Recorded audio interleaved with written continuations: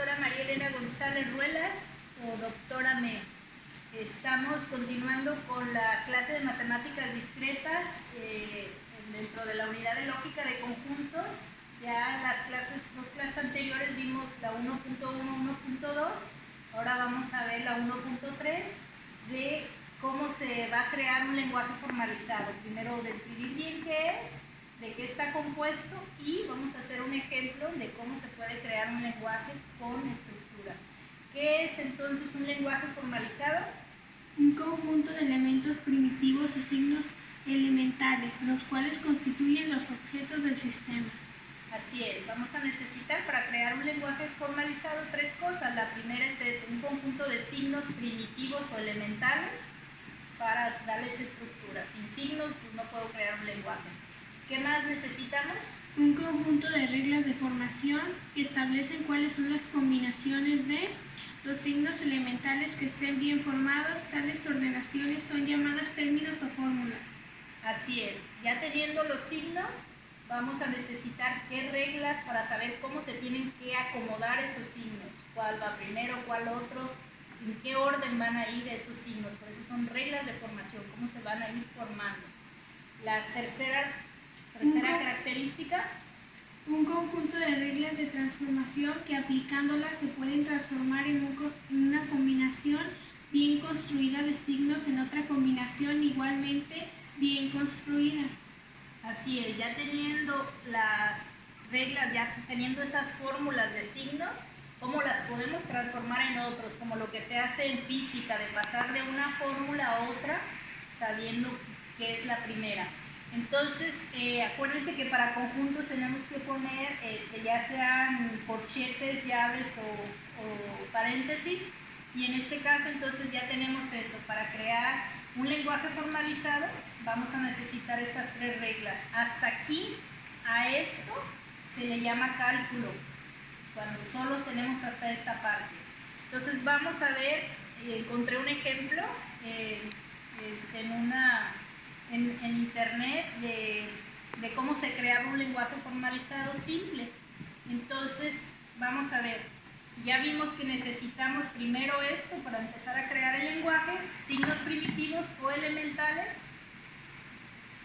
Ahí eligieron esto, eligieron tres tipos de signos. Los del tipo A, que van a ser un cuadrado con un subíndice 0, luego 1, 2, hasta llegar a n. Son cuadraditos. Y luego el tipo B, lo único que varía es en lugar de cuadrados son redondos y también tienen subíndice 0, 1, 2 hasta llegar al n. Pero el tipo C solo pone un asterisco, solo eso. Aquí sí hablamos de que son conjuntos porque son varios signos en ese, pero aquí es solo uno, entonces no puede decirse que es un conjunto. Y entonces dijimos que después si ya tenemos esos signos, necesitamos las reglas de formación. En este caso, como solo tenemos tres tipos de signos, vamos a ocupar 5 reglas de formación. La primera, ¿qué nos dice? La RF1, la regla de formación 1, ¿qué nos dice? Un signo tipo A es una expresión bien formada. Así es, un signo tipo A, ya vimos que los tipo A son los cuadraditos. Entonces, si yo pongo un cuadradito con un subíndice 0, es una expresión bien formada. Cualquiera de ellos que ponga, es decir, si lo agarro y lo pongo, esa es una expresión que ya declaré que va a estar aceptada en este conjunto de signos que voy a ponerle a la computadora. ¿Qué me dice la RF2, la regla de formación 2? Un signo tipo B es una expresión bien formada. Así es, ahora tengo que declarar los tipos, así como me aceptó los tipo A, ahora quiero que la computadora me acepte que si vea cualquiera de los signos tipo A con cualquiera de los subíndices, que me lo acepte como una expresión bien formada, es decir, esos sí los quiero. ¿Qué dice la RF3? Una expresión formada por un signo tipo A seguida por un signo tipo C y de un signo cualquiera tipo B es una expresión bien formada. Fíjense que en el tipo C no me dice, si encuentras un asterisco, es una expresión bien formada. Ese no puede existir solo, es como si fuera un análogo a una multiplicación. Una multiplicación sola no puede existir. En cambio, un número puede existir solo. Aquí podría ser para los tipo B o una letra o lo que fuera. Pueden existir solas sin necesidad de esto de multiplicación y división, pero si yo a la calculadora le pongo multiplicación, división, resta, lo que sea, pues no me lo va a aceptar como nada. Va a decir, ¿a qué es igual a eso? Pues a eso, a nada. No se puede hacer la operación. Entonces me dice que para la RF3, para que este signo sea válido, siempre tiene que estar en medio de dos signos, en medio del signo tipo A y luego seguido de un tipo B. Nunca puede estar solo, siempre como la multiplicación está en medio de dos números. ¿Y qué me dice ahora la RF4? Una expresión formada por un signo tipo B seguida por el signo tipo C y C. De un tipo A es una expresión bien formada. Así es, entonces que no importa cómo estén acomodados. Aquí estaba el tipo A, seguido del C y luego del B. Acá puedo iniciar con el B, seguido del C y luego el A. Pero el C siempre va a ir en medio de ellos. Nunca han visto una multiplicación que inicia así, ¿verdad? Por 5, ¿no? Y nunca pueden poner el 5 y el por así solo. No, siempre tendría que ir este en medio de otro número, de dos números. Entonces, por eso, solo esos son aceptados. ¿Qué me dice la RF5? Las únicas expresiones bien formadas son las autorizadas por RF1 a la RF4. Así es, esto es como para finalizar, decir ya, aparte de estas combinaciones, de estas fórmulas, no me acepten ninguna más. Ya ninguna otra combinación va a ser aceptada, ni que esté antes ni después. El signo tipo C. Estos solo sí y los demás siempre van a ir el tipo C al centro. Entonces hasta aquí yo le estoy diciendo a la computadora, no me acepten más combinaciones, solo estas. Entonces, ¿qué más necesito? Ya tengo signos raros, signos elementales o primitivos, tengo las reglas de formación, cómo quiero que sean válidas esas fórmulas, y ahora necesito las reglas de transformación. ¿Qué me dicen las reglas de transformación? RT1, a partir de una expresión del tipo RF3, puede transformarse en otra expresión del tipo RF4, intercambiando el signo tipo B con el tipo A. Así es, ya vimos que esta era la RF3, que teníamos acá, la RF3, que iniciaba con un tipo A, el cuadradito, el tipo C y el tipo B. Entonces de esta la puedo cambiar al otro tipo, pues cambiando de lugar el tipo B. Si estaba acá, lo cambio al otro lado. Eso es de que el orden de los factores no altera el producto, es lo mismo 5 por 4 que 4 por 5. Entonces me está diciendo que puedo hacer eso, moverlas de lugar uno y otro. ¿Y qué me dice la RT2? Dada una expresión del tipo RF4, puede transformarse en otra del tipo RF3, intercambiando el signo tipo B con el signo tipo A. Así es, al revés, si inicio con una RF4, cuando tenga el tipo A, el tipo B al inicio del tipo C, el tipo C siempre va a quedar como una constante al centro, y si lo tengo así, lo puedo transformar a la RF3, ahora cambiando de lugar el tipo B por el tipo A. Entonces, eso sí permite mover. ¿Qué más me dice? RT3. Ajá. Dada una expresión del tipo RF3, puede transformarse en otra del mismo tipo cambiando el signo tipo B por cualquiera del otro tipo B. Así es, en esta hora me dice, puedo cambiar de lugar las variables, los tipo A por el tipo B, pero ahora me dice, para que no solo pueda usar como que pusimos como ejemplo con el subíndice 0, quiero poder usar cualquiera de ellos con otro subíndice. Entonces, si ven aquí, el cuadradito aquí quedó y queda igual acá, tipo A, el tipo A, tipo C también queda como constante, pero en lugar de agarrar el B con el subíndice 0, puedo agarrar un B con cualquiera uno de los subíndices, o sea, para agarrar cualquiera uno de estos signos, cualquiera hasta la N. Entonces, ¿qué me dice ahora la RT4? Dada una expresión del tipo RF4, puede transformarse en otra del mismo tipo, cambiando el signo tipo A por cualquier otro signo tipo A. Así es, entonces si vieron acá el que cambió era del tipo B por otro del tipo B, y en este caso puedo cambiar también los del tipo A por cualquiera otro con otro subíndice del tipo A, para usar cualquiera de estos elementos del conjunto. ¿Y qué me dice ahora la RT5? Las únicas transformaciones autorizadas son las presentadas por RT1 a RT4.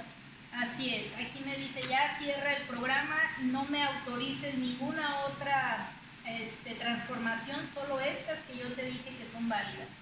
Entonces ahí se terminaría esto. Hasta ahorita diríamos que esto es un cálculo, porque aquí ustedes si ven esto dirían, alguien que no le hayamos explicado que estos son signos tipo A, tipo B y tipo C, aquí sí parece un cálculo matemático muy difícil, ¿no? No entenderíamos qué es, pero ustedes que ya vieron dicen, ok, son los tipo A, son los tipo B, son los tipo C. Hasta aquí ustedes no me pueden decir qué significan estos signos raros, nada más me podrían decir, esta es la RF3 que se puede transformar en la RF4, pero no saben qué significan esos signos. Pues hasta aquí solo es cálculo, no es un lenguaje, pero vamos a poder transformar de un cálculo, lo podemos transformar a un lenguaje formalizado cuando les demos un significado a cada uno de estos signos. Imagínense que hay una sociedad primitiva en la que ellos quieren determinar solo tres cosas, ¿verdad? A los cuadraditos, a los tipo A, dicen que una sociedad determinada, ¿pueden leer eso? Suponga que en una sociedad determinada los signos tipo A representan hombres y los del signo tipo B mujeres, y el tipo C representa la relación entre el matrimonio con el hombre representado con un cuadro, está casado, con una mujer representada por el círculo. Así es. Entonces ya vimos que a todos los que se vean así cuadraditos, ponchaditos, pues van a ser los hombres, las redonditas con cualquier subíndice van a ser mujeres, y el asterisco en lugar de ser una multiplicación va a decir que es contraer matrimonio con. Entonces vamos a borrar ya esto aquí arriba y ya vamos a ver que ya no solo va a significar así un cálculo raro como en matemáticas, sino que ya le dimos un significado, de tal manera que yo puedo decir ahora que ya dijimos que eran los cuadraditos. Este hombre con este subíndice 0 contrae matrimonio con esta mujer que es subíndice 0, ¿cierto? Y eso sí lo autorizamos. Sí dijimos que esta era la RF3, esto sí está autorizado. Y también dijimos que podrían estar al revés, cambiando algo. También dijimos que se podrían cambiar de lugar, ¿verdad? Con cualquiera de los otros signos. Entonces esto también podría ser válido, que esto sí lo autorizamos. Decir así. Sí dijimos que se puede, que puede cambiarse por otro de otro tipo, pero ¿qué pasa ahí? Dijimos que el mismo hombre puede casarse con otra mujer. ¿Hay alguna regla que diga eso, que permite del mismo tipo seguir con eso? No lo especificamos, ahí dijimos que podía agarrar esta con cualquiera de las otras y eso, pero en esa sociedad determinada ahí no se permitía la bigamia. Entonces esto ya no era permitido, aquí podría ser cualquier otro hombre con cualquier otra mujer, pero esto ya no estaba permitido en esa sociedad. ¿Creen que esto estaría permitido en esa sociedad? Que pusiéramos a con cualquiera así. ¿Qué sería en ese caso? Un hombre que contrae matrimonio ¿con quién? Con otro hombre. Entonces aquí ya hablarían de la homosexualidad masculina, y eso no lo permitimos. No hubo una regla en las reglas de formación en que permitimos esa situación. Tampoco permitimos esto de que una mujer se casara con otra. Entonces aquí vean cómo la computadora, si yo le pongo esto, sí me lo va a validar, va a decir ok, si me lo presentaste aquí, yo lo acepto como verdadero, pero esto no me lo presentaste, entonces para ella esto va a decir que está mal, que es una fórmula que no estuvo estipulada.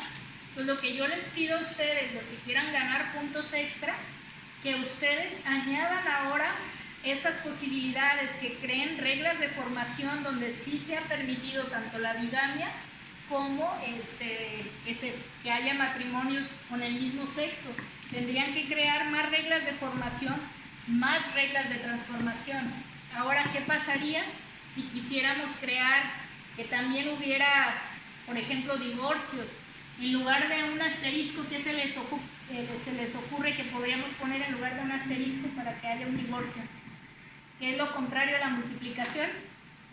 La división. La división. Entonces tendríamos que crear un signo. Si teníamos un signo tipo C como multiplicación, tendríamos que añadir uno tipo D como la división, que sería el divorcio en ese caso.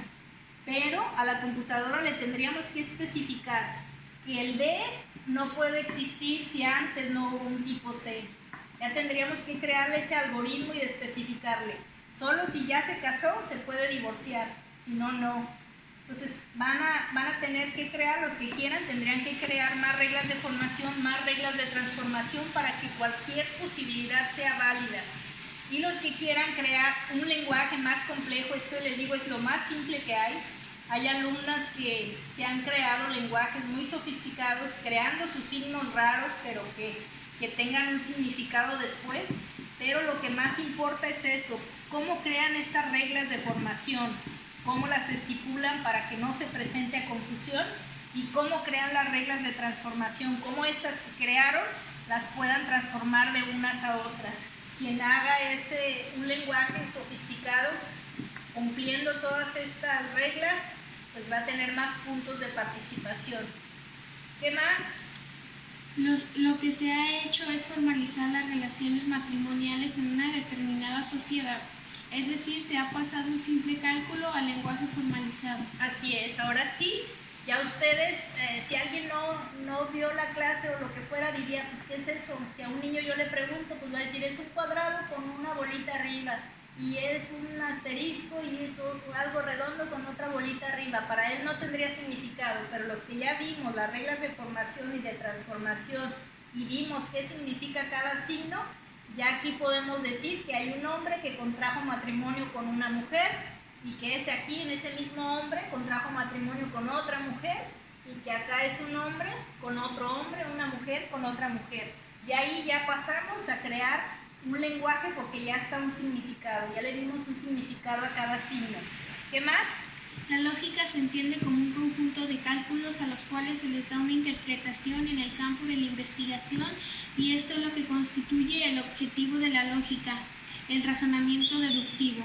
Así es, entonces si ven, la lógica se encarga de todos estos cálculos, que tengan un sentido, que no nada más sean sin un orden, que no sean estructurados, no cuenta, pero la lógica se encarga de esto, de cómo se pueden crear estos lenguajes formalizados, cómo podemos transformarlos, cómo podemos estructurarlos.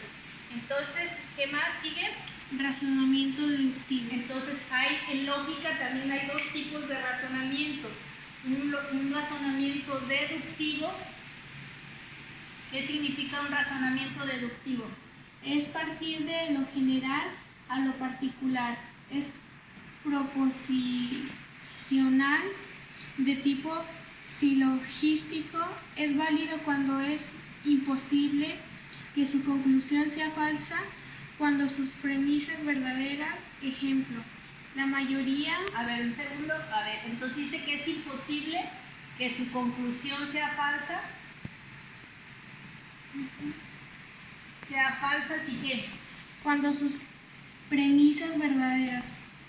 Si sus premisas son verdaderas. De esto es lo que se va a encargar de la lógica, de un razonamiento deductivo que venga de lo general a lo particular. La mayoría de tesis que se hacen en ciencias así es. Primero uno tiene que investigar toda la bibliografía que hay sobre cualquier tema y ya después de eso aterrizarlo en algún tema particular. Entonces siempre en esto viene la lógica de lo general a deducir algo. Decía un ejemplo. ¿Cuál era el ejemplo? La mayoría de los cisnes son blancos. Decimos, la mayoría, alguien de biología que estudie eso, la mayoría de los cisnes son blancos. Eso ya en toda la bibliografía le dijeron eso. Y esa es una primera premisa. ¿Qué le dijo la otra premisa? Esto es un cisne. Esto es un cisne. Fíjense, entonces, él sabe eso, que la mayoría de los cisnes en la naturaleza van a ser blancos. Si alguien le dice, mira, aquí está una caja, voy a sacar un cisne, ¿qué vas a concluir tú? ¿Qué conclusión vas a sacar? Por lo tanto, podemos concluir que el cisne es blanco. Ajá. Entonces, este cisne es blanco. Esa es la deducción que nosotros podemos hacer. Si ya me dijeron que la mayoría van a ser blancos, pues ya a mí si me dicen que esto es un cisne, yo quiero adivinar, entonces puedo decir que va a ser un cisne blanco, ¿cierto? Esa es una deducción que yo hice de acuerdo a las dos premisas que me dieron, a esta premisa y a esta otra. Pero no significa que eso sea 100% verdadero. ¿Qué dice ahí? Que es una cuestión de probabilidades. A ver, ¿qué dice? Pero el hecho de que la mayoría sean blancos no significa que lo sean todos. De este modo también podríamos concluir que es negro. No hay certeza absoluta, es solamente probabilidad. Así es, eso es lo que también les van a enseñar en alguna de las materias, lo que es la probabilidad, porque es probable que sea eso, pero no 100% seguro en la naturaleza. No podemos examinar todos los datos, por eso podemos decir eso, solo la mayoría, no podemos decir la totalidad. Entonces, esto es, pues también puede haber en un porcentaje los cisnes que sean negros, entonces solo podemos hablar de probabilidades. ¿Qué más dice? Razonamiento inductivo. Y entonces este es el razonamiento deductivo, que nos basamos de lo general a lo particular. Hicimos nuestra conclusión con base en dos premisas antes. Y ahora al contrario, es el razonamiento de inductivo, que va al contrario, va de lo particular, al revés, aquí ponemos lo particular a lo general. Va al revés. Algunas ciencias, la mayoría les digo van a ser las de la lógica, que son del razonamiento deductivo, que primero parten de lo que se conoce en general y luego sacan una conclusión. Pero también hay ciencias que hacen una investigación muy particular en laboratorio y con eso particular que hacen ellos pueden sacar alguna conclusión más general, pero no va a ser al 100% precisa, va a haber probabilidad.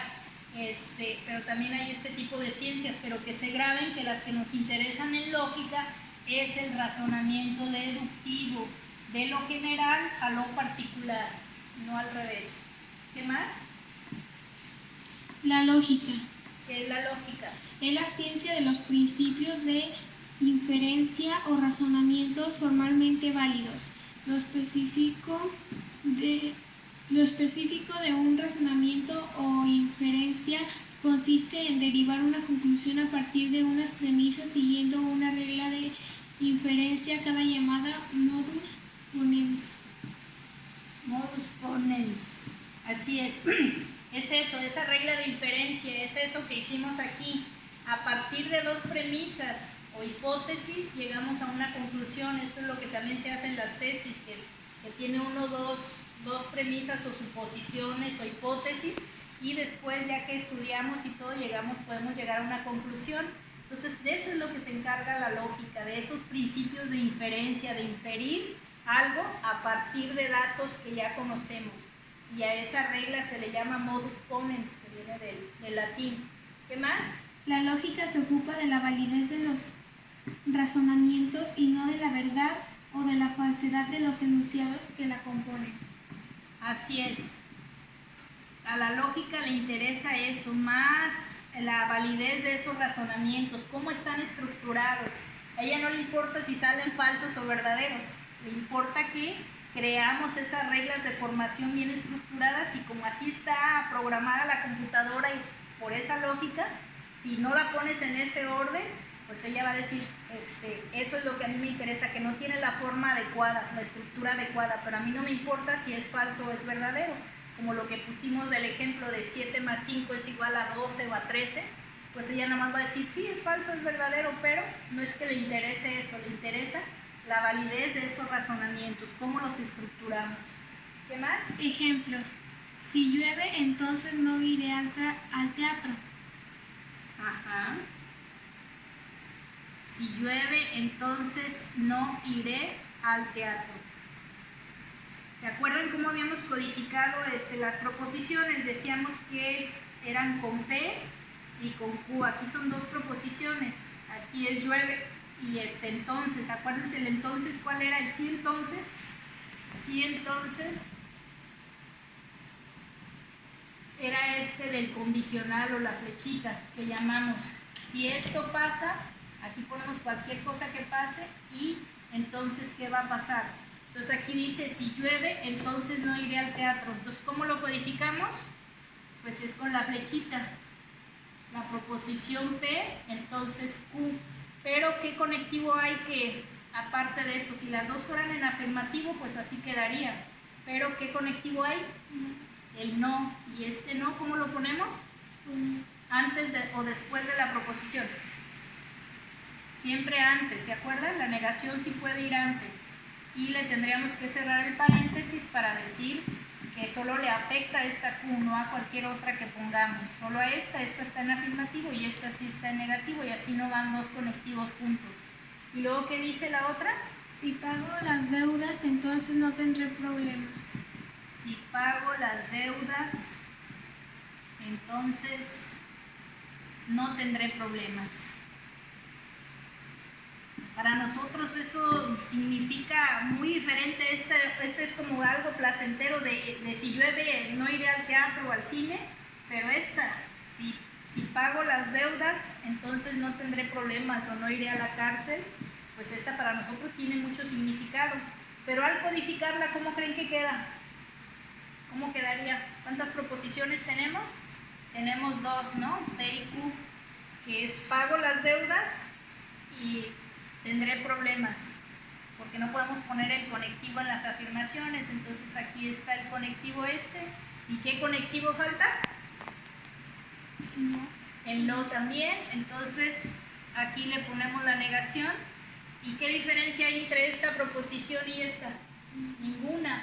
Entonces a la lógica es lo que le interesa, que por forma es la misma, para ella está bien, son dos proposiciones y son dos conectivos iguales. A ella no le importa lo que pongamos nosotros aquí.